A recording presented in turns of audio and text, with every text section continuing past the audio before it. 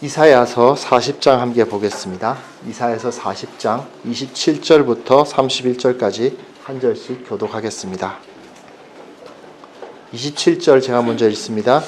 야곱아 어찌하여 내가 말하며 이스라엘아 내가 이르기를 내 길은 여호와께 숨겨졌으며 내 송사는 내 하나님에게서 벗어난다 하느냐. 듣지 못하였느냐. 영원하신 하나님 여호와 땅끝까지 창조하시는 이는 피곤하지 않으시며 곤비하지 않으시며 명철이하여 피곤한 자에게는 능력을 주시며 무능한 자에게는 힘을 더하시나니 소년이라도 피곤하며 곤비하며 장정이라도 넘어지며 같이 읽습니다.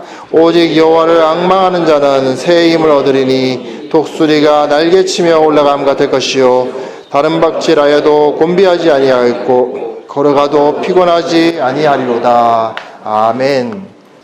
요즘 피곤해 하시는 분들이 되게 많습니다. 그래서 피곤하다는 것이 어떤 감정이고 어떤 상황인가 생각해 본 적이 있습니다.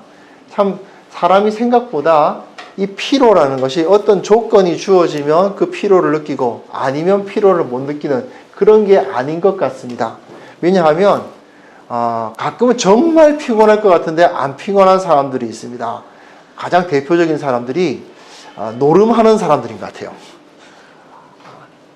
저녁 때 화투짝을 들고 노름을 하는데 세상에 밤에 노름을 시작해서 아침이 밝아올 때까지 계속 그 화투짝을 들고 있으면서도 전혀 지치지 않은 상태로 아니 벌써 시간이 이렇게 되었단 말인가 라고 할 정도로 그렇게 하는 사람들이 있습니다. 또 어떤 사람들은 늘 그냥 하는 일도 없이 늘 먹고 자고 하는 것 같은데 늘 말로는 피곤하다는 소리를 입에 달고 있는 사람들도 있습니다.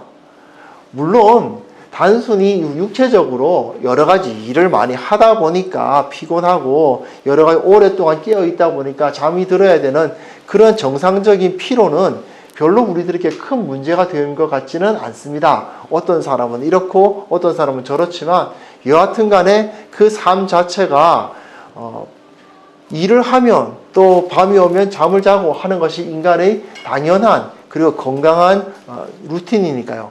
하지만 문제는 인생이 피곤한 경우가 있습니다. 그냥 몸이 피곤하다가 아니라 우리 영이 그 영혼이 피곤하고 도대체 삶 자체가 힘들다고 느끼면 늘 마음속에 그 탄식이 존재하는 그러한 상태가 있는 경우가 있습니다. 그럴 때에 우리는 도대체 왜 우리가 이렇게 영혼이 힘든가라는 생각을 하게 되죠. 근데 여기서 우리는 어떨 때 사람들이 피곤한가를 조금 생각해 볼 필요가 있습니다. 빅터 프랭클이라는 사람이 죽음의 수용소에서라고 하는 책을 썼습니다. 이 사람이 아우슈비츠 수용소에서 3년을 있었던 유대인 출신 정신의학 의사입니다. 이 사람이 니체의 말을 인용을 했어요. 신은 죽었다 했던 그 니체가 뭐라고 말했냐면 왜 살아야 하는지 아는 사람은 그 어떤 상황도 견딜 수 있다라는 말을 했다는 것을 인용하면서 정말 그렇더라라는 말을 하는 것을 읽었습니다. 자기는 의사로서 그 학교에서 사람은 이렇게 하면 살 수 없다. 사람은 얼마 이상 깨어 있으면 죽는다. 잠을 몇 시간 이상 자지 않으면 죽게 된다라는 것을 배웠는데 아니더랍니다. 거짓말이래요. 실제로 그보다 훨씬 더 잠을 자지 못하고 깨어 있음에도 불구하고 사람은 살아남더랍니다.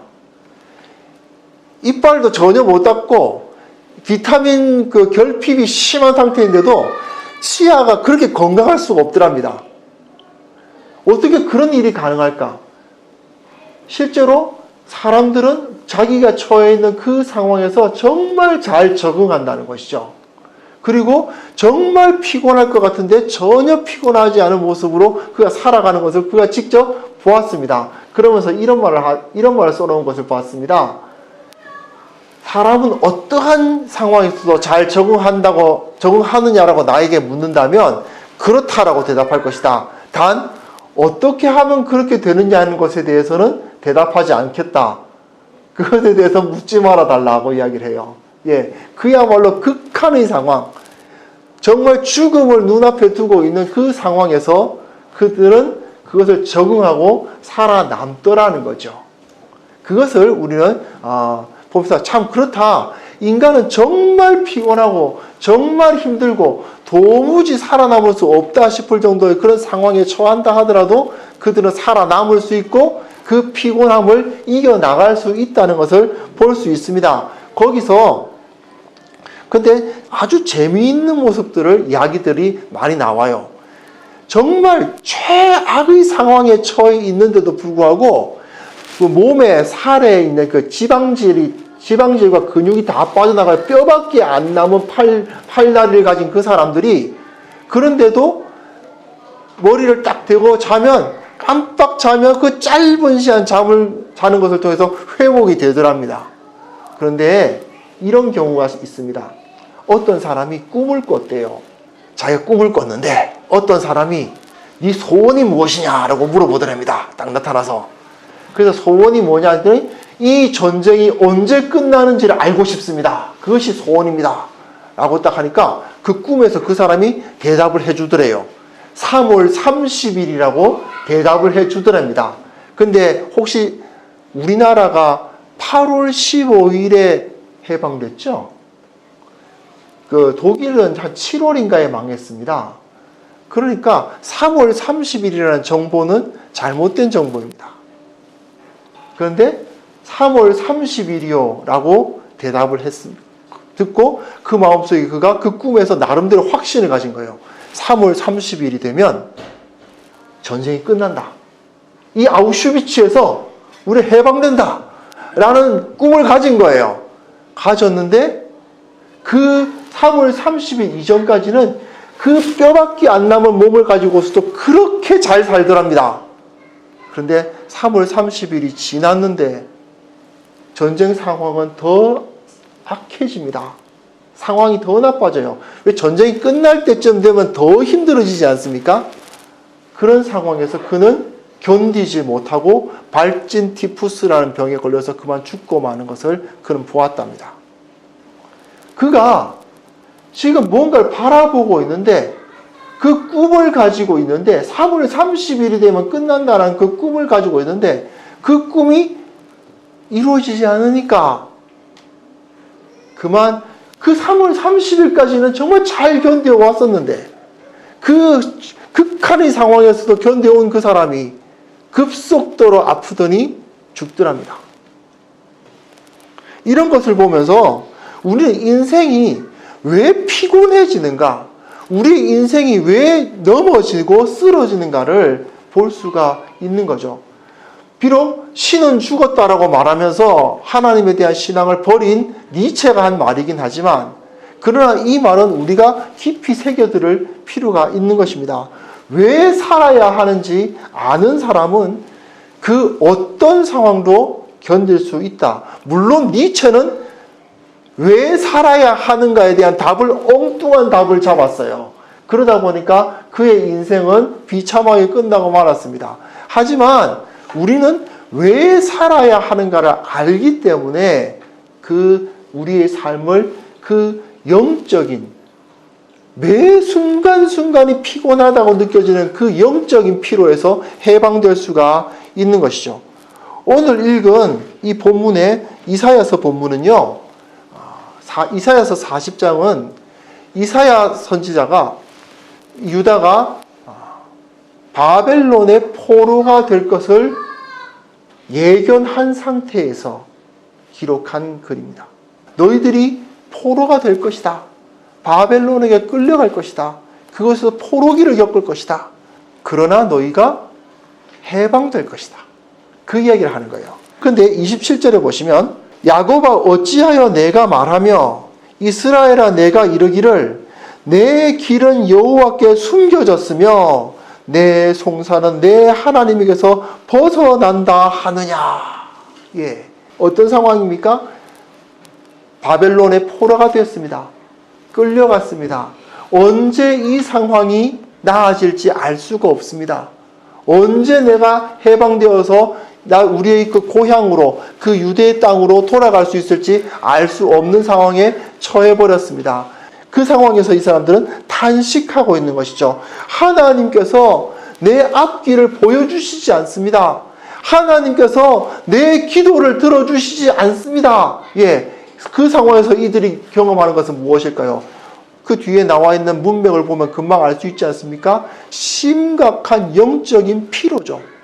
매 순간순간이 피곤하고 매 순간순간에 인생의 의미를 찾지 못하고 언제라도 쓰러져도 이상하지 않을 것 같은 그러한 상황, 내가 왜 살고 있는지 알지 못하면서 꾸역꾸역 자기의 삶을 이끌어가고 있는 것 같은 그런 상황에 이들은 살게 되는 것입니다. 그런데요, 문제는 여기에 있습니다. 이 사람들은 지금 영적인 피로를 느끼고 있는데 그 바벨론에 끌려간 사람들이 느끼고 있는 영적인 피로는 이 때문에 느껴져야 할 이유가 없는 것입니다. 왜 그러냐 하면 이 사람들은 예레미야 선지자에 의해서 예언을 받았습니다. 무슨 예언이냐? 너희들이 포로 기간이 70년일 것이다. 좀 전에 그 빅터 프랭클의 그 글에서 제가 언급해드렸다시피 이 사람이 3월 30일이 되면 전쟁이 끝난다는 소망을 품었을 때 그는 그 뼈밖에 안 남은 몸을 가지고서도 능력 있게 그것을 견뎌낼 수 있었는데 그것이 그 소망이 있었기 때문에 그는 끝까지 그 삶을 유지해 나갈 수 있었거든요. 그런데 이 사람들은 어떤 사람들입니까? 이 유대인들은 어떤 사람들입니까? 70년이 지나면 이 포로기는 끝난다라는 것을 하나님의 말씀을 통해서 받은 사람들이에요. 이 사실을 강조하기 위해서 이사야 선지자는 오늘 읽지 않았습니다만은 40장 8절에 보시면 이런 말을 쓰고 있습니다. 풀은 마르고 꽃은 시드나 우리 하나님의 말씀은 영원히 서리라. 너희들 염려하지 마라. 하나님의 말씀에 너희들의 포로기는 70년이 될 것이다. 그 70년이 지나면 반드시 그 포로기가 끝나고 너희들이 원래 자리로 돌아와서 다시 그곳에서 성전을 세우고 하나님을 예배하게 될 것이다 라고 예언이 되어 있거든요. 그런데 70년입니다. 우리가 일제의 35년 딱 절반 식민지 사회 생활했죠. 35년 식민지 생활하니까 어떻게 됩니까? 전국이 다 진짜 외색, 일본의 영향력이 깊이 박히지 않습니까? 35년만 지나도 세대가 바뀝니다. 세대가 바뀌고 사람들의 생각은 그 일본적인 생각으로 일본의 그 주도하는 그 사회의 분위기 가운데 푹 빠지게 됩니다. 그런데 70년입니다. 70년을 지내면서 이 사람들은 점점 더 하나님께서 우리를 해방하실 것이라는 소망을 잃어가기 시작하는 것입니다. 특히 역사를 보면 알 수 있는 것이 뭐냐면요. 그 바벨론이라는 것은요. 너무나도 강성했습니다. 바벨론이 좀 망해가는 것처럼 보여야 하나님께서 우리를 해방해 주시겠구나 하는 소망을 품죠. 바벨론은 너무 짱짱해요. 너무 강력합니다.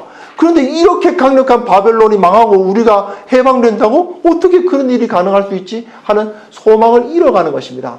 역사를 보면 정말 바벨론은 그 페르시아의 고레스에 의해서 정말 허무하게 망해버리거든요.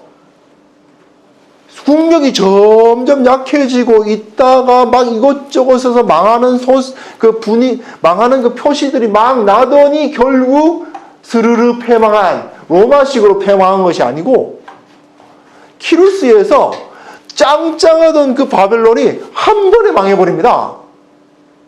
예. 그러다 보니까 그 밑에서 노예 생활을 하고 있던 이스라엘들은 어떻겠어요? 이게 언제 망할지 모를 겁니다. 70년이 되면 해방된다던데 벌써 65년이 됐는데 망할 것 같지 않아요? 66년이 지났는데 망할 것 같지 않아요? 그 가운데서 이들은 영적인 피로를 느낍니다. 이때 이사야 선지자는, 물론 이사야 선지자는 이 포로기 이전 사람입니다. 그럼에도 불구하고 그 예언을 통해서 이렇게 말하는 것이죠. 풀은 마르고 꽃은 시드나 우리 하나님의 말씀은 영원히 서리라. 네가 어찌하여 말하며 어찌하여 이르기를 내 길은 여호와께 숨겨졌으며 내 송사는 내 하나님에게서 벗어난다 하느냐. 너는 알지 못하였느냐 듣지 못하였느냐. 우리가 영적인 피로 가운데 빠지는 가장 큰 첫 번째 이유는 그 하나님의 말씀을 알지 못하고 그 하나님의 말씀을 믿지 못하기 때문입니다. 유다 사람들은 하나님께서 반드시 70년 그 시기를 채우면 반드시 우리를 회복시켜 주실 것이라는 사실을 들었고 배웠지만 그 사실을 제대로 믿지 못했고 그 사실을 알지 못하는 자들도 있었을 것입니다. 그들은 끊임없이 너무나도 심한 영적인 피로에 빠지게 됩니다. 이렇게 어떤 특별한 언제 끝난다라는 시한이 정해져 있지 않은 상태에서 사람들은 결국 심한 피로에 빠지죠. 실직자들. 내가 언제 다시 직업을 갖게 될지 모르는 그 실직 상태에 있는 상황에서 이 사람들의 삶을 보면요. 아침에 제때 일어나서 밤에 잠들거나 그렇게 하지 않아요. 삶을 일어나고 자고 하는 그 삶이 완전히 무너져 버리는 것을 보게 됩니다. 또 재미있는 것은요. 그 고시 공부하는 사람들 보면요. 정말 열심히 하는 사람들도 있지만 어떤 사람들은 이 고시 공부를 열심히 하고는 있는데 언제 붙을지 기약이 없어요.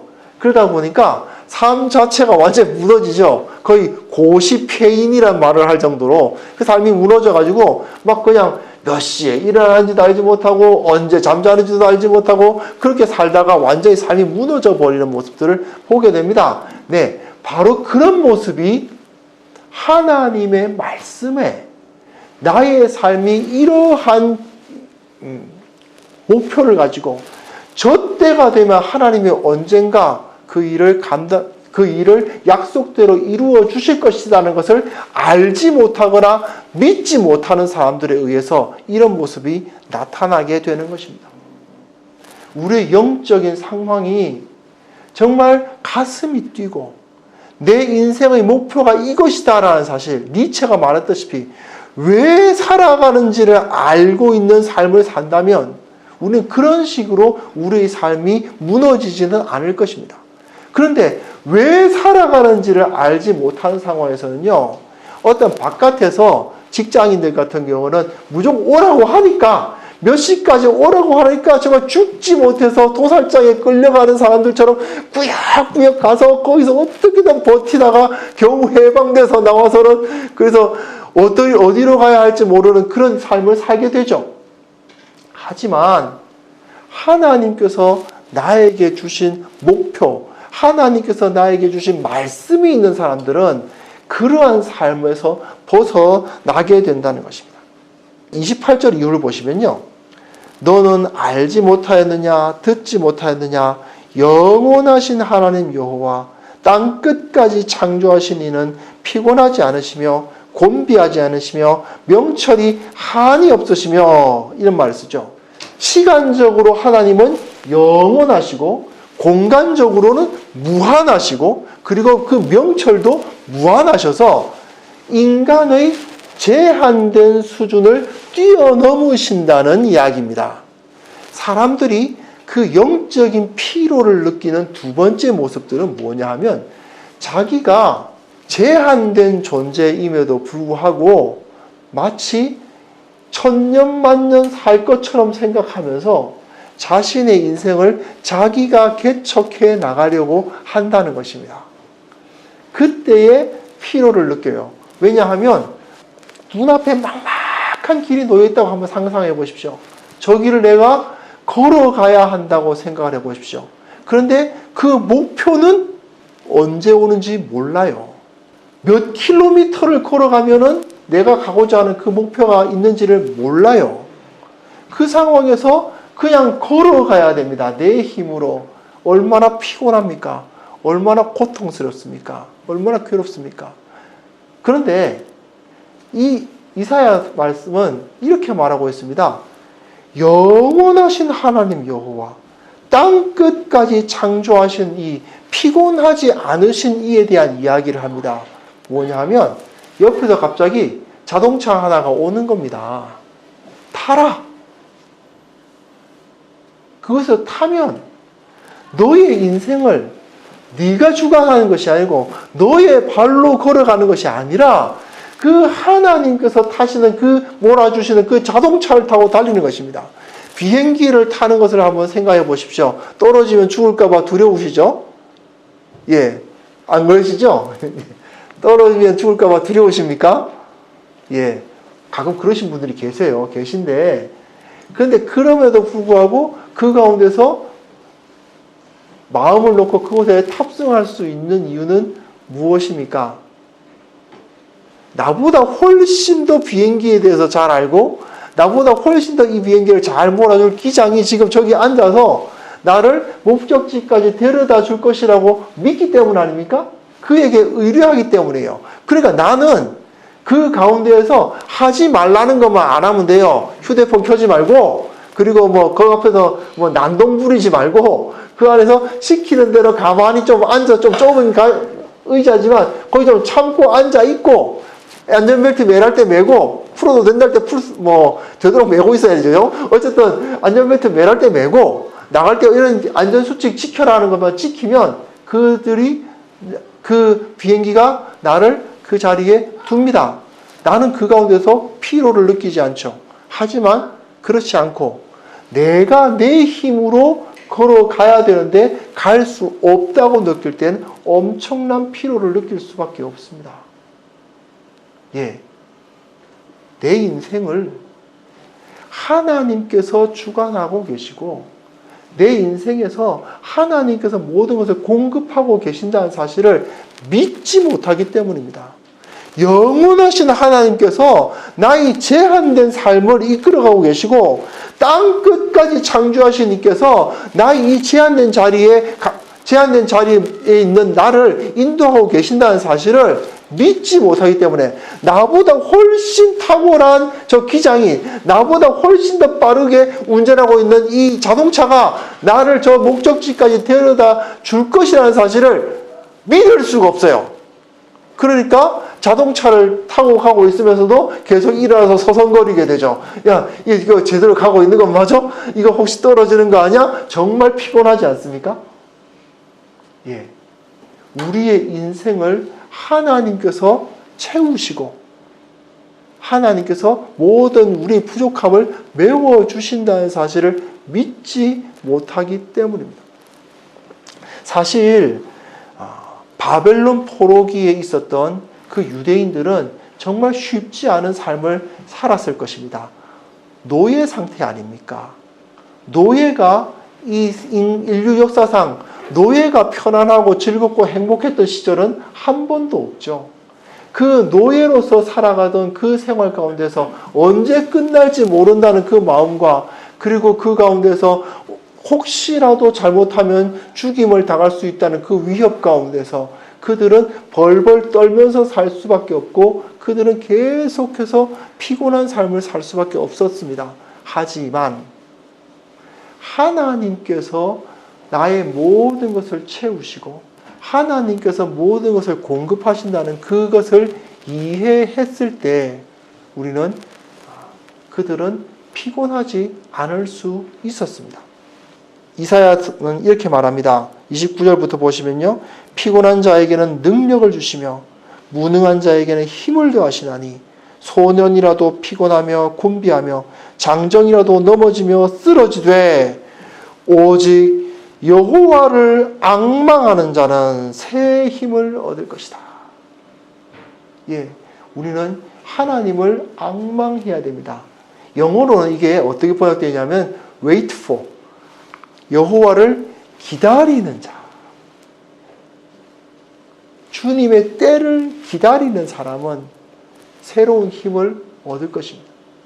언제 주님의 때가 오는지를 알고 있는 상황에서 그 때를 기다리는 사람은 그때까지 버틸 수 있습니다. 네, 그 3월 30일까지는 잘 살았던 그 사람처럼요. 하나님께서 언제 우리에게 이 일을 감당해 주실 것인가? 예, 우리는 정확한 때는 잘 모르잖아요. 하지만 우리는 또한 주님께서 그 때를 알고 계시고 주님께 그것을 맡길 수 있다는 것을 이해합니다. 비록 내가 내 머릿속에 몇 월 며칠이라고 말할 수는 없으나 주님의 때가 있고 주님께서 나를 인도하실 때가 있고 주님께서 나를 들어 쓰실 때가 있고 주님께서 또한 나에게 가장 좋은 때를 허락해 주신다는 사실을 믿는다면 우리는 그것을 믿고 그 삶 가운데서 주님께 맡길 수 있습니다. 그래서 주님을 기다리는 거죠. 주님을 바라보는 것입니다. 그럴 때 이 세상의 그 피로를 우리는 이겨낼 수가 있습니다. 지금 한국 사회는 정말 피곤한 사회입니다. 그렇지 않습니까? 많은 사람들이 늘 피곤하다고 생각하며 피곤하고 힘들고 어렵고 그렇게 이야기를 합니다. 그런데 솔직히 말씀드려서 우리나라 사람들이 정말 그렇게 피곤한 조건에 있는 것일까요? 그렇지 않지 않습니까?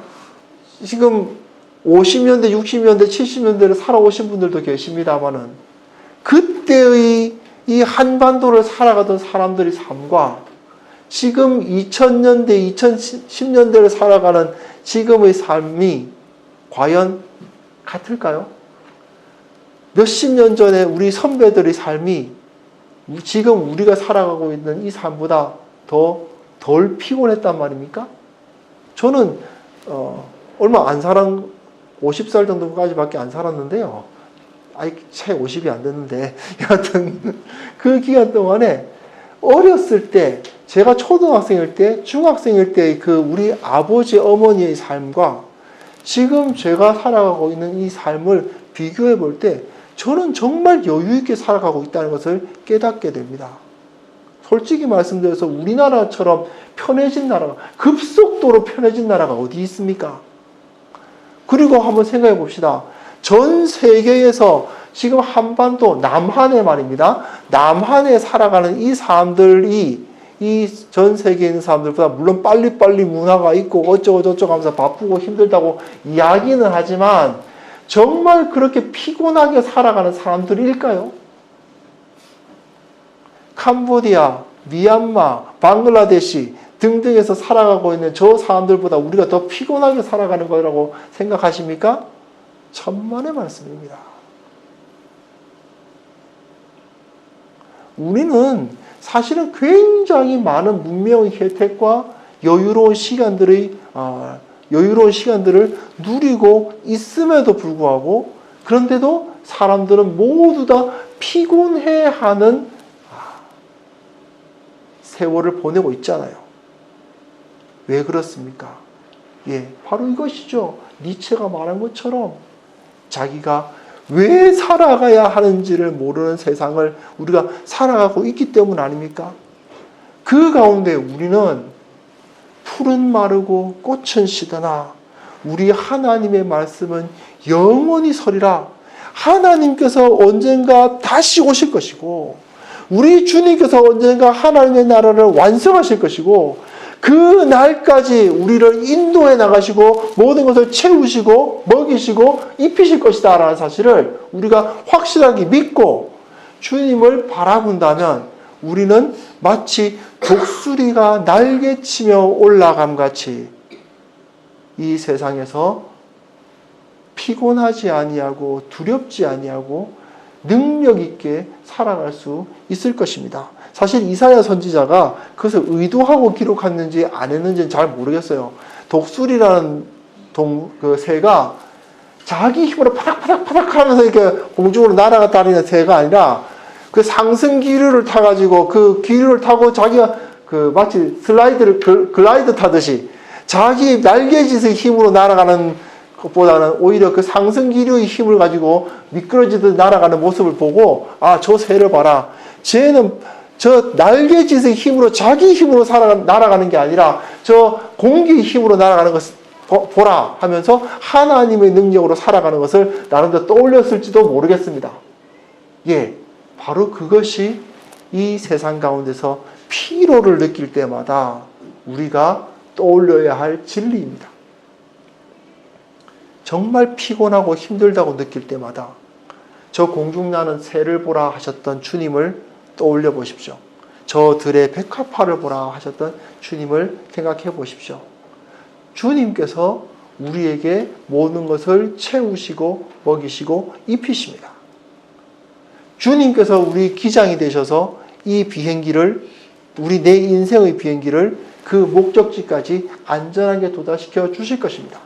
나는 그냥 그 안에서 하지 말라는 거 하지 말고 하라는 거 하고 그 가운데서 내가 감당해야 할 일들을 그대로 감당해 가면 됩니다. 큰 그림에서, 이 세상의 큰 그림에서 이 인류 역사는 주님께서 인도해 가신다는 사실을 믿는다면 나는 그 피곤 가운데, 피로함 가운데 빠지지 않을 것입니다. 그러므로 우리는 비행기에 타면 좀 졸릴 때는 자도 되죠. 졸릴 때는 좀 자도 되고 그냥 거기서 주는 밥 먹고 앉아있으면 앉아있고 조금 힘들면 약간 일어났다가 조금 이제 허리 좀 펴고 하면서 그 시간을 보내지 않습니까? 마치 그런 것처럼 내 모든 삶은 주님 앞에 맡겨져 있다. 그것을 인정하고 살아가실 수 있기 바랍니다.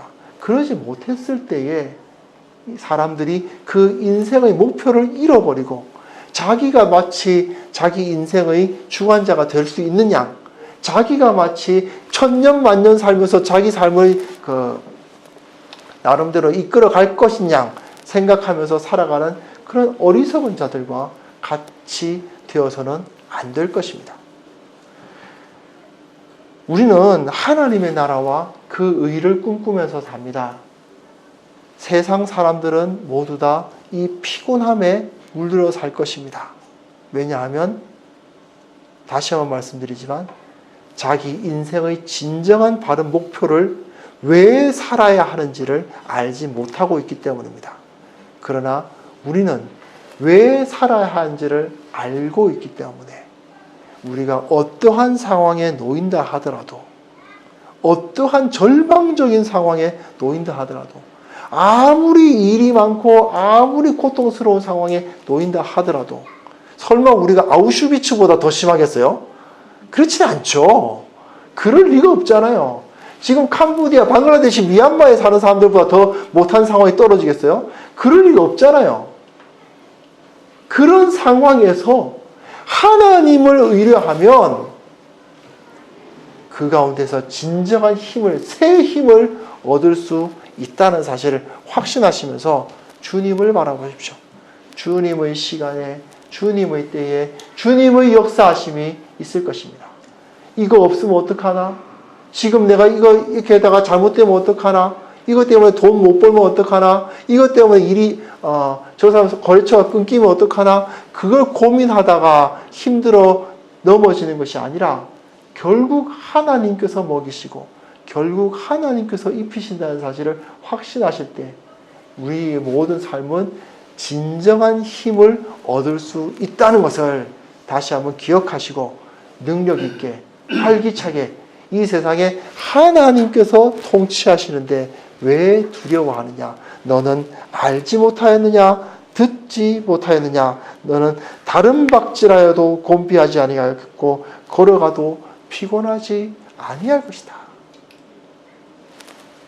이 사실을 확신하실 수 있었으면 좋겠습니다. 다른 박질한다는 것은 짧은 거리를 최선을 다해서 달리는 걸 말하고요.